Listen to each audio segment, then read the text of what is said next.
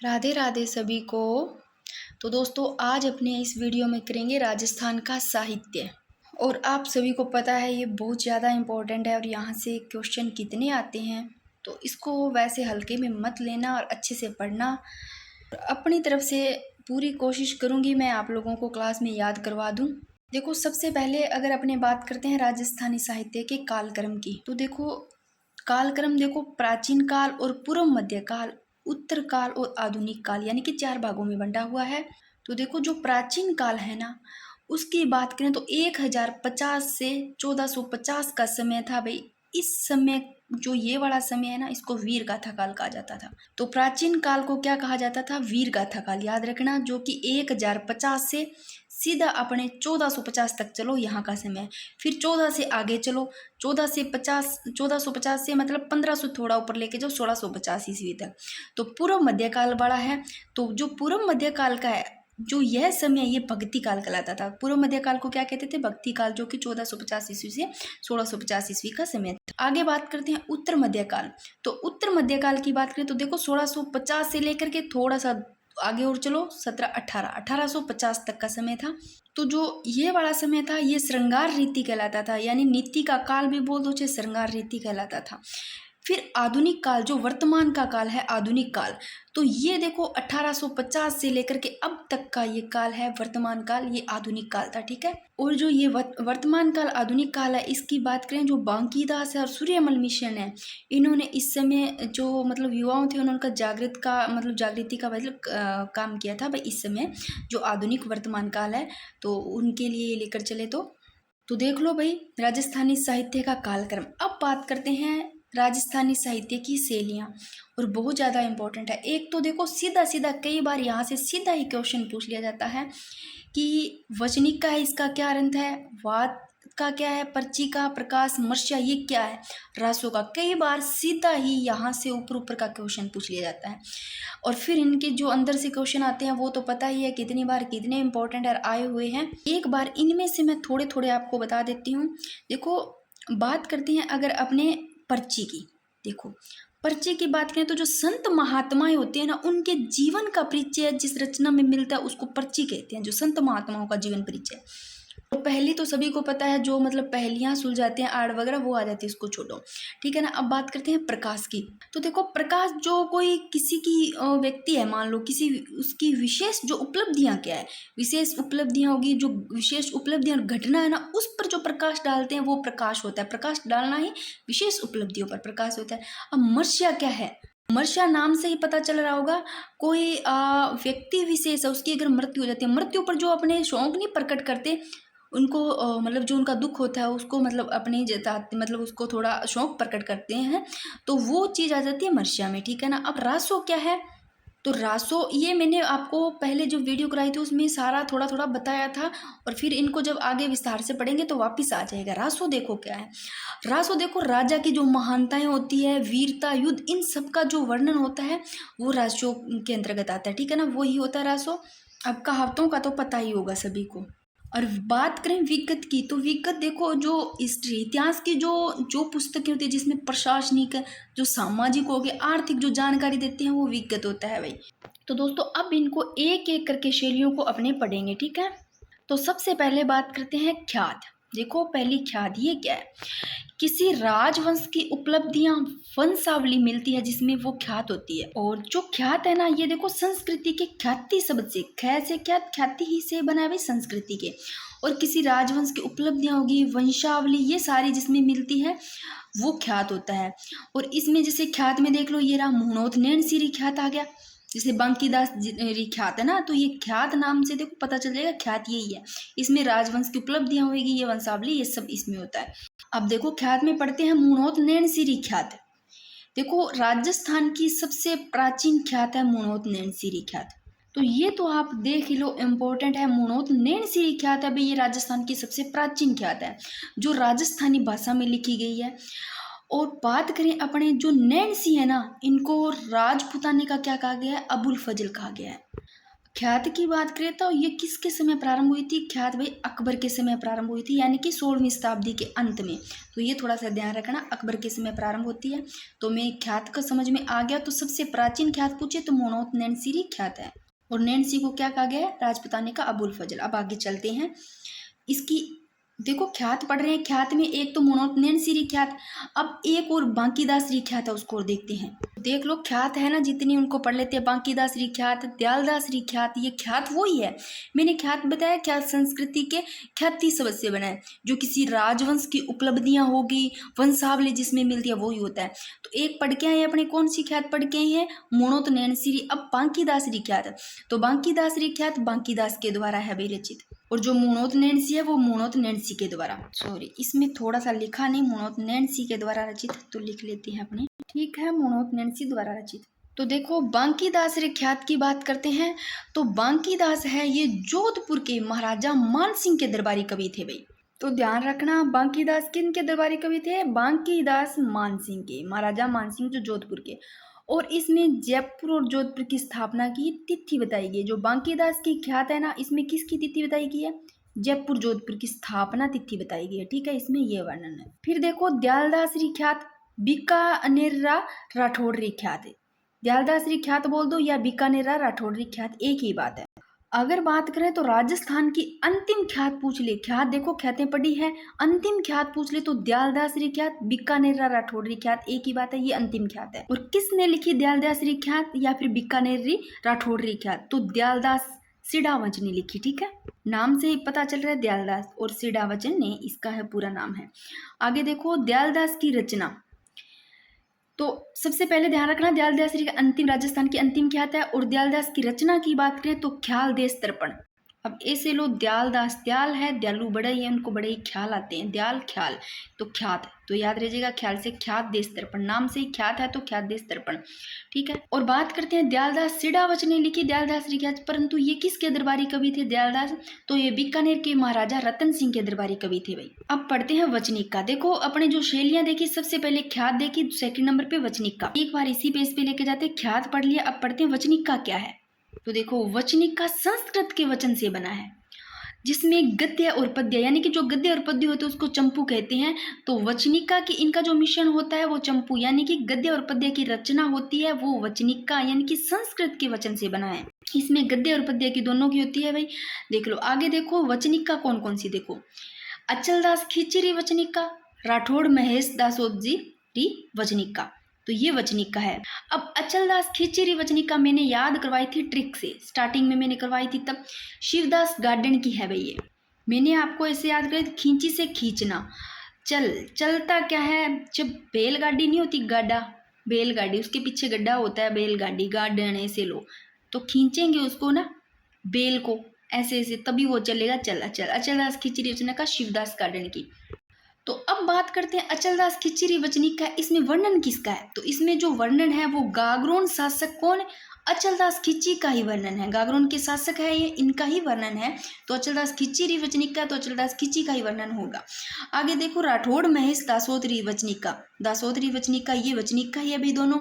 तो ये जो राठौड़ महेश दासोद वचनिक का, ये है जग्गा खिड़िया द्वारा रचित। अब इसको कैसे याद रखोगे? देखिए राठौड़ महेश दासोत आ रहा है, महेश है कोई नाम का लड़का, दासोत, दासोत से लो दोस्त, नाम थोड़ा कनेक्ट हो रहा है, दासोत दोस्त, महेश दासोत, महेश अपने दोस्त को देखकर खिड़ गया, यानी कि खुश हो गया, जग्गा खिड़िया, तो जग्गा खिड़िया कैसे भी थोड़ा कनेक्ट करके याद रह जाएगा। अपना ख्यात हो गया, वचनिका होगी। अब पढ़ते हैं वात। तो ये लो भाई ख्यात वचनिका होगी। अब पढ़ते हैं इसे वात को। लो भाई वात का क्या अर्थ है? वात, वात क्या होती है? बात ही तो होती है, कहानी तो होती है, वात बात या कहानी है। तो अब बात करते हैं इसमें, देखो कौन कौन सी है वात। वीरमदेव सोनग्रा री वात होगी, डोला मारू री वात होगी, गोरा बादल री वात हो गई। अब बात करते हैं भाई ये किन के द्वारा है रचित, इनको भी याद करेंगे। तो देखो वीरमदेव सोनग्रा री वात, ये तो पद्मनाथ याद रह जाएगी, वीरमदेव सोनग्रा की भी को पता होगा, और इम्पोर्टेंट भी है पद्मनाथ। आगे बात करें तो डोला मारू री वात खुशहाल चंद्र। देखो डोला मारू, जब ढोल मतलब मारा जाता है, बजता है ना ढोल, ढोला मारूरी बात की, ढोल बजता है तो ढोल बजता है, नाचते हैं तो बड़े खुश होते हैं, खुशहाल चंद्र है ना, खुशी तो होती है, ढोल बजता है, ढोल पे नाचते हैं, तो डोला मारूरी बात खुशहाल चंद्र। वीरमदेव सोनग्रारी पद्मनाथ। फिर गोरा बादल री वात, देखो एक कहते हैं ना, जाटों के छोरे बड़े गोरे गोरे रे जाटों के छोरे, गोरा बादल री बात तो जाटमल, जाटमल जाटों के छोरे बड़े गोरे गोरे, थोड़ा सा ऐसे कनेक्ट कर लो भाई। गोरा बादल री बात, तो जो गोरे गोरे हैं वो जाटो मल के हैं ना, ऐसे थोड़ा कनेक्ट अपने हिसाब से ऐसे भी कर लो। मैंने तो अपने हिसाब से याद करवाने की कोशिश, कोई जरूरी नहीं है ये ऐसे ही बैठे। तो गोरा बादल री बात, जब भी गोरा बादल की बात आती है तो जाटों को ले लेना जाटमल। डोला मारू री बात, ढोलक बजेगा तब भी खुश हो जाना खुशहाल चंद्र, विरम देव सोनग्रारी पद्मनाथ। फिर देखो एक लक्ष्मी कुमारी चुड़ावत है, ये क्या कहती है? ये कहती है फौज में नगाड़ा बात में हुंकारा जरूरी हुआ है। भाई फौज में तो नगाड़ो जरूरी हुआ है और बात में हुंकारो बढ़ना जरूरी है ना। तो ये लक्ष्मी कुमारी चुड़ावत कहती है। आगे देखो बात पढ़ लिए, पर्ची क्या है? मैंने बताया पर्ची है संत महात्माओं का जीवन परिचय मिलता है, जिसमें रचना होती है, जिनमें संत महात्माओं को जीवन परिचय मिलता है, वो पर्ची होती है। पर्चियां कौन कौन सी है देख लो। देखो पर्चियां संत महात्माओं से रिलेटेड होगी, जैसे रैदास री पर्ची होगी, मीराबाई री पर्ची होगी, कबीर री पर्ची होगी। तो ये पर्चियां हैं, इनको ध्यान रख लेना। अब देखते हैं प्रकाश। प्रकाश क्या है? विशेष उपलब्धियों घटना पर प्रकाश डाला गया, जो विशेष उपलब्धियां जो घटनाओं पर प्रकाश डाला गया, जैसे देख लो प्रकाश कौन सा, राज प्रकाश, सूरज प्रकाश। अब राज प्रकाश किसका है?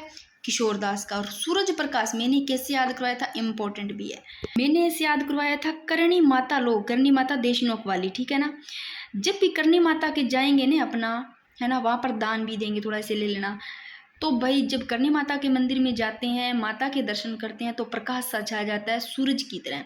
तो सूरज प्रकाश करणी दान हो गया। प्रकाश, प्रकाश की दो है, राज प्रकाश, सूरज प्रकाश। राज प्रकाश है किशोरदास की, तो राज किशोर से ले लेना। फिर आगे मर्ष्या। मर्ष्या क्या है? देखो मर्ष्या किसी व्यक्ति विशेष पर मृत्यु पर शोक प्रकट करने के लिए मर्ष्या काव्यों की रचना की गई है। तो देखो एक याद रखना, मर्ष्या इंपॉर्टेंट भी है। जित्ते जी मर्ष्या लिखवाने वाले कौन थे? तो जित्ते जी लिखवाने जो वाले जो मर्ष्या लिखवाए थे उन वे थे कल्ला रायमतोल, कल्ला रायमलोथ। और किससे लिखवाए थे जो कल्ला रायमलोथ है? पृथ्वीराज राठौड़ से लिखवाते हैं। तो ये मर्ष्या का ध्यान रखना। मर्ष्या नाम से ही पता है व्यक्ति विशेष पर मृत्यु पर जो शोक प्रकट करवाए जाते हैं। एक मतलब मरे नहीं पर जीते जी अपने मर्ष्या लिखवा लिया था, वो याद रखना। कल्ला रायमलोथ नाम ही ऐसा है, कल्ला जी, कल्ला रायमलोथ। तो भाई जीते जी अपना मर्ष्या लिखवा लिया। किससे लिखवाया था? पृथ्वीराज राठौड़ से लिखवाते हैं, ये थोड़ा ध्यान रखना। आगे देखो मर्ष्या की बात करें तो मर्ष्या देखो राणे जगपतरा मर्ष्या, ये मेवाड़ के महाराजा जगत सिंह की मृत्यु पर शोक प्रकट। तो ये मर्ष्या का नाम रखना, कौन सा मर्ष्या है? रानी जगपतरा मर्ष्या। अब मर्ष्या भी हो गया, प्रकाश भी हो गया, वात भी हो गया। अब चलते हैं रासो, और पर्ची भी हो गया अपना, और ख्यात भी हो गया।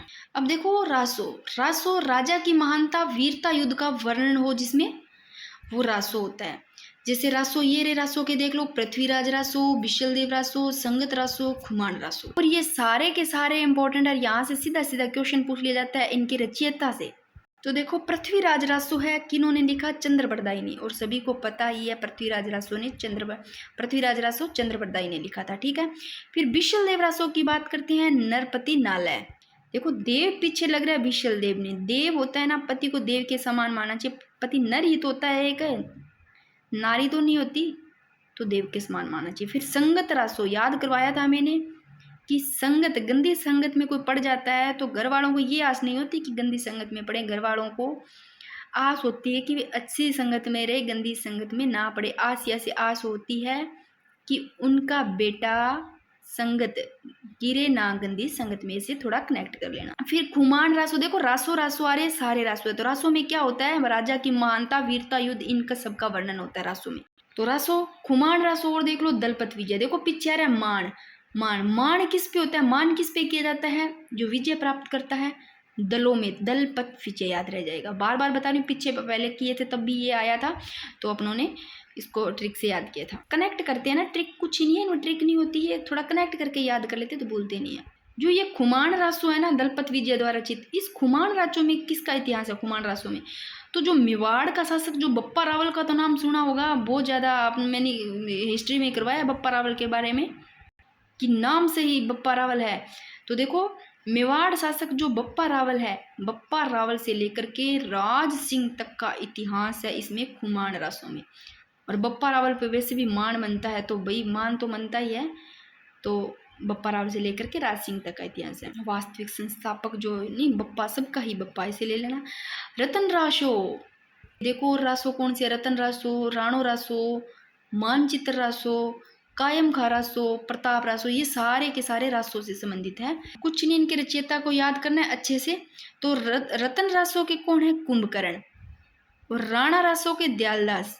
और मानचित्र रासो के कवि नरोत्तम। मैंने ऐसे करवाया था, मानचित्र कौन बनाते हैं? मानचित्र एक इंसान ही बनाता है, मतलब नर या कवि ऐसे ले लेना। और नर जो बनाएगा ना मानचित्र, वो उत्तम ही बनाएगा, नरोत्तम, उत्तम ही। तो मानचित्र रासो कवि नरोत्तम ने लिखा भाई। और राजा मान सिंह के समय लिखता है। मैं से मानचित्र, मैं से मान सिंह के समय लिखते हैं कवि नरोत्तम। और कायम खा रासो, ये शायद आया हुआ है, इंपॉर्टेंट है।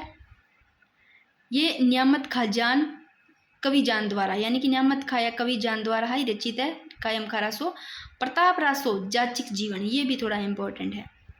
जो ऐसे लोग प्रताप होते हैं ना, जो प्रताप लोग होते हैं, उनको जांचा जरूर जाता है। तो जांचिक प्रताप लोगों को जांचा जाता है, प्रताप से जांचिक जीवन, प्रताप रासो के जांचिक जीवन। अभी सारे रासों के याद हो गए। पृथ्वीराज रासो चंद्रवरदाई, विश्वल देव रासो नरपति नाला, संगत रासो गिरधर आस्या, कुमार रासो दलपत विजय, रतन रासो कुंभकर्ण, राणा रासो दयालदास, मानचित्र कवि नरोत्तम, और कायम खा रासो नियामत खाजान, प्रताप रासो जाचिक जीवन। बात करते हैं विगत की।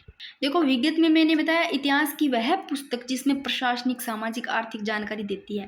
जैसे अब विगत में कौन कौन सी है विगत? देखो, मारवाड़ परगनारी विगत हो गई, तो अभी इसको पढ़ेंगे। तो विगत में मारवाड़ परगनारी विगत। तो ये मारवाड़ परगनारी विगत किन्होंने लिखी थी? मोनोद नैणसी लिखते हैं। तो विगत का याद रखना, मारवाड़ परगनारी विगत मोनोद नैणसी ने लिखी। और इसे जो मोनोद नैणसी है ये लिखते हैं, इनको क्या कहते हैं? मारवाड़ का गजेटियर भी कहते हैं। Very very important. Muhnot Nainsi को क्या कहते हैं? मारवाड़ का गजेटियर। और आगे देखो, एक चीज इंपॉर्टेंट है, ये मैंने 2 जगह लिखा है, बार बार इसलिए लिखा है क्योंकि इंपॉर्टेंट भी है। कई बार अगर डीपली क्वेश्चन आ जाता है, देखो पढ़ा होता है सबका, कई बार कईयों का नहीं पढ़ा होता ये लाइन, अगर वहाँ ऐसा क्वेश्चन आ जाता है और जो नहीं पढ़ने वाले होते हैं उन्होंने नहीं पढ़ा है, और जिन्होंने पढ़ा है तो ऐसे सोच के देखो वो क्वेश्चन सबसे हटकर होता है, सबसे अलग होता है, और वो आपका सही होता है, किसी का नहीं होता। तो जो मारवाड़ परगनारी विगत है, इस विगत में बात करें तो इसमें किसकी जानकारी मिलती है? तो जनगणना की, भूमि, फसलों, सिंचाई, मतलब इससे संबंधित। तो आप याद रखना, जनगणना होगी, भूमि होगी, फसलों, सिंचाई, इनसे संबंधित जानकारी जो मिलती है मारवाड़ परगनारी विगत में मिलती है। इम्पोर्टेंट है ये वाला अच्छे से, ठीक है ना। और मोनोद नैणसी को मारवाड़ा गजेटियर भी कहते हैं। अब बात करते हैं कहावत। कहावत क्या है? अकाल, तीजो फुरियो आठवें काल। जैसे कहावत तो ऐसे पढ़ी होगी, तीजो फुरियो आठवें काल, राजस्थान में हर तीसरे साल फुरियो, मतलब अर्धकाल, तीसरे साल फुरियो अर्धकाल है। वह प्रतिवर्ष में भयंकर अंकाल पड़ना कहावत होती है। कहावतें तो बोली जाती है, वो पता ही होगा। और एक रहेगी आड़। आड़ का सभी को पता होगा, सॉरी पहली था लिखा हुआ, मतलब पहली आड़ होती है जिसको हियाली आदि शब्द से, हियाली से भी बोला जाता है। पहली को आड़ी, पहली से बोल देते हैं। तो देख लो जो शैलियां हैं राजस्थान की, इसमें सबनी अपनों ने सारी शैलियां देख ली और इसको विस्तार से भी पढ़ लिया। बात करते हैं राजस्थान के प्रमुख साहित्यकार। देखो यहाँ से बहुत ज़्यादा क्वेश्चन बनते हैं, इतना ज़्यादा इम्पोर्टेंट है, तो बातें ज़्यादा नहीं करेंगे। अपने कन्हैया लाल सेठिया, सबसे पहले बात करते हैं कन्हैया लाल सेठिया। तो इनका जो जन्म होता है कन्हैया लाल सेठिया का सुजानगढ़ चूरू में, इम्पोर्टेंट है। इनकी जो प्रसिद्ध कविता है ना, वो देखो पाथल और पीथल। अब इन दोनों से ऐसे क्वेश्चन आ जाता है। देखो इनकी कन्हैया लाल सेठिया की प्रसिद्ध कविता पाथल और पीथल, एक पाथल और एक पीथल। पाथल किसके लिए प्रयुक्त किया गया और पीथल किसके लिए है? तो ये ध्यान रखना, पीथल, पीथल में मात्रा लगी हुई ना, कभी भूलोगे नहीं, इसे याद कर लेना। पाथल, महाराणा प्रताप नाम सुना है आप सभी ने, तो महाराणा प्रताप जब लिखते हैं, क्या उसमें कोई ऊपर मात्रा आ रही है? नहीं आ रही। और पृथ्वीराज में जब लिखते हैं उसकी ई की मात्रा आती है, तो पीथल में ई की मात्रा आती है। एक बार मैं यहाँ पर लिख देती हूँ।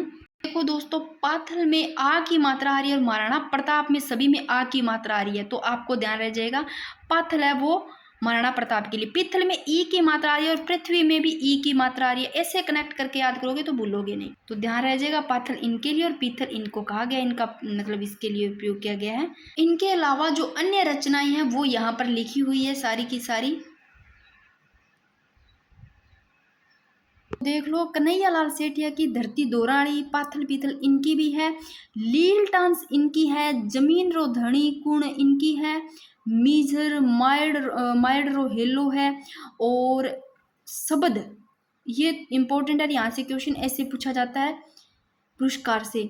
और मैंने इसके अलावा भी लिखी है, जहाँ से मेरे को मिली है, जिस बुक से मैंने सारी लिख ली, कोई भी क्वेश्चन आता है तो 11वीं 12वीं के बुक्स में भी अगर लिखी हुई है तो सारी आ जाती है इसमें। तो अन्य रचनाएं देखो, रादुहा, अघोरी काल, रमणीयो, मतलब ये भी इनकी रचनाएं हैं। तो कन्हैयालाल सेठिया, देखो सेठ लोग दुकान में जरूर होते हैं ना, तो इस वाले कन्हैयालाल सेठिया को अपने क्या लेना है, धरती से, जमीन से कनेक्ट करना है। तो सेठिया धरती दोराणी ये लिखते हैं, जमीन रोधणी तो सेठिया जमीन रोधणी कुण ये लिखेंगे, मीझर माइड रो हिल्लो है। तो देखो सेठिया जमीन और धनी की बात हो रही है तो माइंड रो हिल्लो है, ये इनकी आ जाती है। शब्द भी इनकी है। और रादुहा, अंगोरी काल, रमणीयो, ये सारी इनकी आ जाती है। अब इनसे अगर डीपली क्वेश्चन पूछे जाते हैं वो कैसे पूछे जाते हैं, देखो इनकी कन्हैयालाल सेठिया की जो रचना है ना, लील टांस, इस लील टांस जो ये रचना है इसके लिए इनको 1976 में केंद्रीय साहित्य अकादमी पुरस्कार मिला। तो लील टांस के लिए मिलता है केंद्रीय साहित्य अकादमी पुरस्कार, जो कि 1976 में मिलता है। Very very important. कैसे याद करोगे भी लील टांस के लिए, तो आप लो लील टांस से लो लालटेन। जब भी पहले जब लाइट नहीं हुआ करती लालटेन से पढ़ा जाता था, तो ऐसे लोग पढ़ते थे, तो सेंटर में केंद्र में रख करके लालटेन को पढ़ते थे। तो केंद्र से केंद्रीय साहित्य अकादमी हो जाएगा। अकादमी से लो आदमी पढ़ता था उस टाइम, ठीक है ना, साहित्य पढ़ता था, ऐसे ले लेना। तो केंद्रीय साहित्य अकादमी पुरस्कार मिला लील टांस को 1976 में। ऐसे ले लो छंत्र वाला जमाना, ठीक है ना, 1976 ऐसे ले लेना, उस समय की बात, ठीक है ना। ऐसे थोड़ा कनेक्ट कर लोगे तो याद रह जाए, 1976 में मिलता है। तो लील टांस की याद रहेगी। आगे बात करते हैं शब्द, क्योंकि इन सब का फिर अगर सन याद करेंगे और इनको मतलब याद करेंगे तो फिर याद नहीं रहेगा। तो जो शब्द है इनकी ही रचना है कन्हैयालाल सेठिया। शब्द के लिए 1987, देखो शब्द से शब्द में से आ रहा है, 87 में भी से, 87 में भी शब्द आ रहा है। और शब्द 1987 याद रखना। 1987 में सूर्यमल मिशन को पुरस्कार मिला। सूर्यमल से सूर्यमल से शब्द, तो सूर्यमल मिशन को शब्द के लिए, सॉरी सूर्यमल मिशन को नहीं, सूर्यमल मिशन पुरस्कार मिला, ठीक है ना। किनको, कन्हैयालाल सेठिया को। तो सूर्यमल मिशन मिला, से सूर्य, से शब्द, सूर्यमल मिशन जो पुरस्कार मिला शब्द के लिए, और कन्हैयालाल सेठिया को 1987 में। तो ये सारी इनकी है भाई कन्हैयालाल सेठिया को। तो पुरस्कार जो मिलता है सूर्यमल मिशन मिलता है इधर शब्द के लिए, और इधर जो केंद्रीय साहित्य अकादमी पुरस्कार मिलता है वो लील डांस के लिए। ऐसे कनेक्ट करके भूलोगे नहीं। फिर आगे देखो, एक नी ग्रंथ भी इनकी रचना है। ये सारी इनकी है। नी ग्रंथ कन्हैयालाल सेठिया की है। अब ऐसे लोग नी ग्रंथ कैसे याद करोगे, सेठ लोग होते हैं ना, खाता वगैरह लिखते हैं तो उनके पास एक बड़ा सा ग्रंथ होता है भाई, तो नी ग्रंथ ऐसे कनेक्ट कर लेना। तो 1988 में नी ग्रंथ रचना के लिए मूर्ति देवी पुरस्कार मिला भाई, तो ये याद कर लेना, नी ग्रंथ के लिए मूर्ति देवी पुरस्कार मिलता है 1988 में।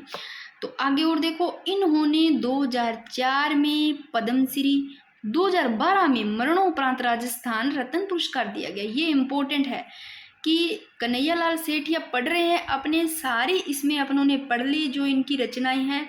और जो इनकी पहली कविता पाथल और पीथल है, पाथल महाराणा प्रताप के लिए, पीथल पृथ्वीराज राठौड़ के लिए। सुजानगढ़ चूरू में जन्म होता है। फिर जो इनको पद्मश्री मिलता है वो तो 2004 में। देखो पद्मश्री नाम छोटा है और राजस्थान रत्न पुरस्कार बड़ा है, तो 4 का तिगुना कर दो, 4 का तिगुना 4 का 12, तो 2012 में इनको राजस्थान रत्न पुरस्कार मिलता है, 2004 में पद्मश्री मिलता है कन्हैयालाल सेठिया को। अब मुझे लगता है कन्हैयालाल सेठिया से आपको याद हो गए होंगे सारे के सारे। मोटा मोटा देख लेते हैं। कन्हैयालाल सेठिया की पीतल पातल है, धरती दोराणी, मीजर मायर रो हेलो, जमीन रो धणी कुण, लीलटान, शब्द भी इनके, नी ग्रंथ भी इनके। इनके अलावा अगर पढ़ो तो ये थोड़ी सी और देख लेना डीपली। नी ग्रंथ के लिए मूर्ति देवी पुरस्कार मिलता है, ये याद हो गया। आगे बात करते हैं डॉक्टर सीताराम लालस, और ये भी बहुत ज़्यादा इंपॉर्टेंट है। सीताराम लालस का जो जन्म होता है नरेवा गांव जोधपुर में, और ये ध्यान रखना राजस्थानी भाषा का जो सबसे बड़ा शब्दकोश तैयार किया गया वो इन्हीं का ही है। ये शब्दकोश, राजस्थानी शब्दकोश, ये राजस्थानी भाषा का सबसे बड़ा तैयार किया गया शब्दकोश, जिसमें 2 लाख लगभग शब्द थे।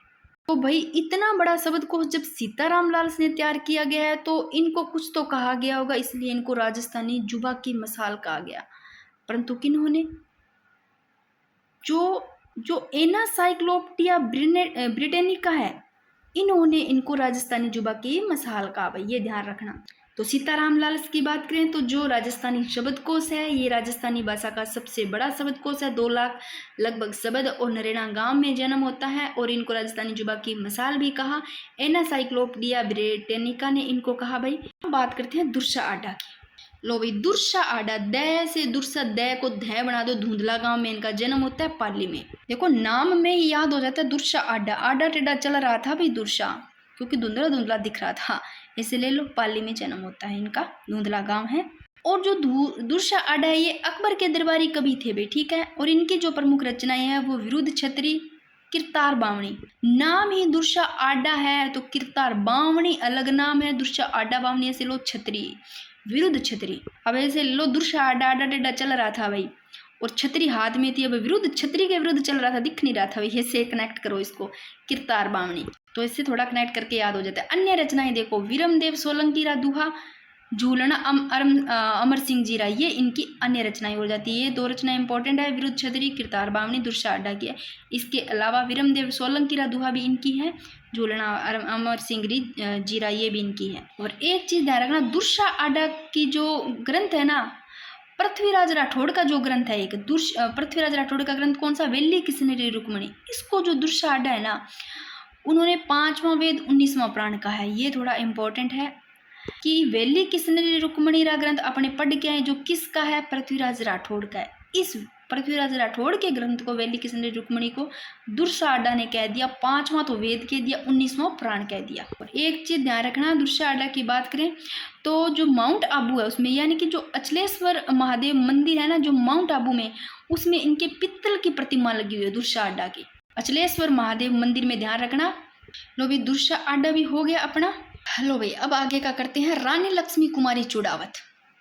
तो इनका जो जन्म होता है देवगढ़ राजसमंद में। और रानी लक्ष्मी कुमारी चुड़ावत है ना, इसका ध्यान रखना कि राजस्थान में जो राज्यसभा इसमें ये सांसद रही है, जो कि राजस्थान विधानसभा की सदस्य है और राजस्थान कांग्रेस की अध्यक्ष भी रही है भी रानी लक्ष्मी कुमारी चुड़ावत। ये थोड़ा सा ध्यान रखना, रानी लक्ष्मी कुमारी चुड़ावत है ना, ये राजस्थान विधानसभा की सदस्य भी रह चुकी है और राजस्थान कांग्रेस की अध्यक्ष भी रही है, जो राजस्थान में राज्यसभा में सांसद रही, ठीक है ना। अब इनकी रानी लक्ष्मी कुमारी चुड़ावत की जो प्रमुख रचनाओं की बात करते हैं तो ये देखो कौन कौन सी रचनाएं हैं। देखो कैसे कनेक्ट कर करके अपने थोड़े थोड़े याद करते हैं इनको। देखो, रानी कुमारी लक्ष्मी चुड़ावत, चुड़ावत से आप लोग चुड़ैल, चुड़ैल लेना है। रानी लक्ष्मी कुमारी चुड़ावत, चुड़ैल की बात करते हैं, चुड़ैल रखना है भाई। तो देखो, मांझल रात, रात थी भाई, मंझली रात ऐसे लो, मांझल रात थी, ठीक है ना। रात को बातें चल रही थी, अमोलक बात, यानी कि ऐसे लो अनमोल बात चल रही थी, मांझल रात को अमोलक बात, ठीक है ना। तो बात कैसी चल रही थी, केरे चकवा बात, लव स्टोरी ऑफ राजस्थान, ऐसी बातें चल रही थी ऐसे लो। और डूंगर जी जवाहर जी री भी बातें रात को चल रही थी, मांझल रात को। चुड़ावत से चुड़ैल रखना है यहाँ पर। बात करें अपने थोड़ा सा ऐसे कनेक्ट करके याद करते हैं कहानी से, तो सारी याद हो जाएगी। एक आधी याद भी नहीं होएगी तो कोई जरूरी नहीं वो आए। तो देखो, मांझल रात, रात को बातें चल रही थी, अमोलक बातें चल रही थी, केरे चकवा बात, लव स्टोरी ऑफ राजस्थान, ये ऐसी कहानियां मतलब बातें चल रही थी रात को। डूंगर जी जवाहर जी री भी बात चल रही थी और पाबू जी री बात, सारों की बातें चल रही थी रात को। मांझर पाबू जी की बात चल रही थी, चकवा चकवीरी, डूंगर जी जवाहर जी, ये सभी की अमोलक बात चल रही थी। उसी समय क्या हुआ, गिर ऊंचा ऊंचा गड़ा। तो गिर ऊंचा ऊंचा गड़ा से लो भाई, ऊंचे ऊंचे से कोई सामान कुछ चीज गिरा तो किसी को लगा, ऐसे ले लो मुम्मल है, मुम्मल कोई कहानी बता रही है, उस मुम्मल को ऐसे लगा कि भाई चुड़ैल आ गई। जब भी रानी लक्ष्मी कुमारी चुड़ावत आता, चुड़ावत से चुड़ैल आ गई, तो फिर मुम्मल ने कहा भागो बारमली, भागो बारमली, रात को मंझल रात है, किसकी कहानियां सुन रहे हैं, भागो जल्दी भागो बारमली। चुड़ावत से चुड़ैल आ गई, रानी लक्ष्मी कुमारी चुड़ैल। शायद ऐसे कनेक्ट करके याद करो, शायद याद रह जाए। मैंने इसलिए थोड़ा सा ही अपने हिसाब से बताने की कोशिश करी है, बाकी आप अपने हिसाब से कर लेना, क्योंकि मेरा बस एक ही उद्देश्य रहता है किसी तरह कनेक्ट करवा के याद करवा दूं, क्या पता ये याद हो जाए। अगर ऐसे याद भी होता है तो मुझे कमेंट बॉक्स में बताना जरूर भी, हाँ ऐसे याद होता है, नहीं होता है तो मैं सीधा पढ़ा दिया करूंगी। तो आगे देखो, रानी लक्ष्मी कुमारी चुड़ावत है, इसको 1984 में तो पद्मश्री, 2012 में राजस्थान रत्न पुरस्कार मिला भाई। तो ये सारी प्रमुख रचनाएं हैं रानी लक्ष्मी कुमारी चुड़ावत की। और देवगढ़ राजसमंद में इनका जन्म होता है। ये देखो क्या क्या रह चुकी है, राजस्थान विधानसभा की सदस्य भी रह चुकी है और कांग्रेस की अध्यक्ष भी रह चुकी है। ठीक है, अब बात करते हैं पृथ्वीराज राठौड़। इंपॉर्टेंट है, वेरी वेरी इंपॉर्टेंट। और पढ़ के आए हैं पृथ्वीराज राठौड़ को पित्थल नाम से साहित्य रचना करते हैं भैया। और जो अपने पढ़ा था पाथल, पाथल और पित्थल पढ़ा था। पाथल है ना, पाथल वो महाराणा प्रताप से, ठीक है ना। और पृथ्वीराज राठौड़ है ये देखो अकबर के दरबारी कवि थे भाई, ठीक है। और बीकानेर शासक है ना कल्याणमल, उनके तो पुत्र और राय सिंह के भाई थे। तो देखो पृथ्वीराज राठौड़ कल्याणमल के पुत्र और राय सिंह के ब्रदर भाई थे, ठीक है। और अकबर के दरबारी कवि थे और पित्थल नाम से साहित्य रचना करते हैं अभी पृथ्वीराज राठौड़, ठीक है। अब बात करते हैं अकबर है ना, अकबर इन्होंने गागरोन दुर्ग सौंप दिया इनको और वहां पर वेली किशन रुक्मणी ग्रंथ डिंगल भाषा में लिखा। तो जो वेली किशन रुक्मणी ग्रंथ है डिंगल भाषा में लिखा गया और इसमें बात के इस ग्रंथ में जो वर्णन किया गया वेली किशन रुक्मणी का, वैसे वेली वैसे विवाह स्टार्ट कर दो, ठीक है ना। किसका? भगवान कृष्ण और रुक्मणी, इनके विवाह का वर्णन है वेली किशन रुक्मणी। तो देखो रुक्मणी किशन से भगवान कृष्ण, तो वेली किशन रुक्मणी है डिंगल भाषा में और भगवान कृष्ण और रुक्मणी के विवाह का वर्णन है इस ग्रंथ में। और जो अकबर है इन्होंने गागरोन सौंप दिया था और वहां पर ही जब गागरोन सौंपा वहां पर ये वेली किशन रुक्मणी ग्रंथ लिखते हैं भाई जो डिंगल भाषा में, और इसमें इनका विवाह का वर्णन है। फिर बात करते हैं जो एलपी टेंसिटोरी है ना, इन्होंने क्या कहा इनको पृथ्वीराज राठौड़ को डिंगल का हेरोन्स का। तो ये इंपॉर्टेंट है, एलपी टेंसिटोरी है ये पृथ्वीराज राठौड़ को डिंगल का हेरोन्स कहते हैं भाई। और इनकी अन्य रचनाएं देख लेते हैं पृथ्वीराज राठौड़ की। देखो दशम भागवंतरा दुहा, गंगा जीरा दुआ, ठाकुर जीरा दुआ, दुहा दुआ जहाँ आ रहा है दशम भागवंतरा दुआ, गंगा जीरा दुआ, ठाकुर जीरा दुआ। तो ये सारे पृथ्वीराज राठौड़ की है भाई रचना। एक गंगा लहरी और रचना पृथ्वीराज राठौड़ की है जो कि डिंगल भाषा में है, गंगा लहरी। अब उम्मीद है पृथ्वीराज राठौड़ भी आपको समझ में आ गया। पृथ्वीराज राठौड़ है ये अकबर के दरबारी कवि थे और पित्थल नाम से साहित्य रचना करते रहे। जो पाथल और पित्थल बताया, पाथल मैंने महाराणा प्रताप से संबंधित बताया था और ये अकबर के दरबारी कवि और बीकानेर शासक जहाँ उनके कल्याणमल उनके तो पुत्र है और राय सिंह के ब्रदर है, ठीक है। आगे देखो भाई मुहनोत नैणसी। मुझे लग रहा है दोस्तों वीडियो हो जाएगी लंबी तो इसलिए पार्ट 2 और बना देंगे। देखो मुहनोत नैणसी रह गया और रह गया विजयदान देथा, ये भी बहुत ज़्यादा इंपॉर्टेंट है। फिर बात करें कर्नल जेम्स टोड रह गया, बहुत ज़्यादा इंपॉर्टेंट है, इतना ज़्यादा इंपॉर्टेंट है पता है सभी को कि क्वेश्चन आते हैं यहाँ से। फिर बात करें तो सूर्यमल मिशन रह जाते हैं जो इंपॉर्टेंट है, क्वेश्चन पूछे जाते हैं। फिर बात करें तो कवि श्यामल दास ददवाड़िया, थोड़ा बहुत है कि इनके बारे में पढ़ना है, ज़्यादा नहीं। और फिर एलपी टेंसिटोरी ये रह जाते हैं, ये भी इंपॉर्टेंट है। और फिर पंडित गौरीशंकर हीराचंद ओझा, तो ये इतने ही रहते हैं। इसके मैं अलग से वीडियो बना दूंगी, एक आधा छोटा मोटा रहता है वो समझा दूंगी और बाकी सारे के सारे आ जाएंगे, एक भी नहीं छूटेगा और क्वेश्चन कोई बार भी नहीं जाएगा। ठीक है दोस्तों।